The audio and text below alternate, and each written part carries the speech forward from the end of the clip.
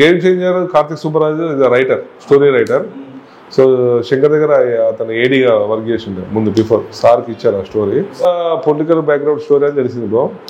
మా ఫ్రెండ్స్ చేశారు, చాలా బాగా వచ్చిందని చెప్పి. ఇప్పుడు ఇప్పుడైతే అందరికి సేమ్ ఎట్లా అయిందో అందరూ అంతే, నో వర్డ్స్ ఉంటాయి.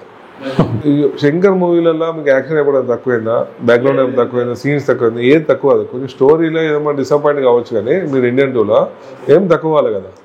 దీంట్లో స్టోరీ పీక్స్ అని చెప్తున్నాను ఆల్రెడీ. ఇంకేంది, కొత్త పాయింట్, కొత్త స్టోరీ, కొత్త అన్ని విజువల్స్ పరంగా ఇది వండర్ఫుల్. ఇక నో డౌట్. రామ్ చరణ్ సార్ది, చిరంజీవి గారిది, పవన్ కళ్యాణ్ మిక్సే ఉంటుంది. స్టైల్ ఉంటుంది, గ్రేస్ ఉంటుంది, టైమింగ్ ఉంటుంది. Super, definitely. నాకు మగధీర ఫైట్ బాగా ఇష్టం అండి. ఆన్ స్క్రీనే చాలా ఇష్టం ఫైట్స్. అంటే నేను రియల్గా సార్తో చేయలేదు ఇప్పటివరకు మూవీ ఫైట్ సీక్వెన్స్. అయితే నేను చూసింది నేను చెప్పగలను. అంటే కూల్ పర్సన్ అంట, చాలా కూల్ పర్సన్, చాలా హంబుల్ అండ్ కూల్ అంట, డౌన్ టు ఎర్త్ అని తెలుసు. అంటే అనుకోంగా అందరూ అంటూ ఉంటారు కదా, సినీ ఫీల్డ్లో చాలా అందరూ ఇలా కూల్, బ్రో అందరూ ఏమో చెప్తుంటారు కదా, అంటే ఏం లేదు. ఎవరి టెన్షన్ అనుకుంటే బ్రో, అంతే కదా. రిస్క్ తీసుకుంటారు సార్,